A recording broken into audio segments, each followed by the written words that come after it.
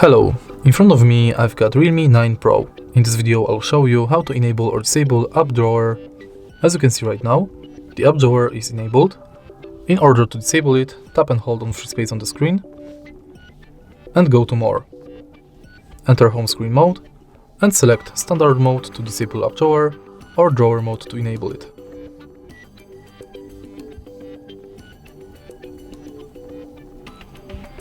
Now app drawer is disabled. Let's enable it again.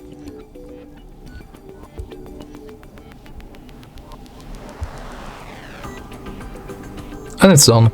If you find this video helpful, please leave like, comment and subscribe.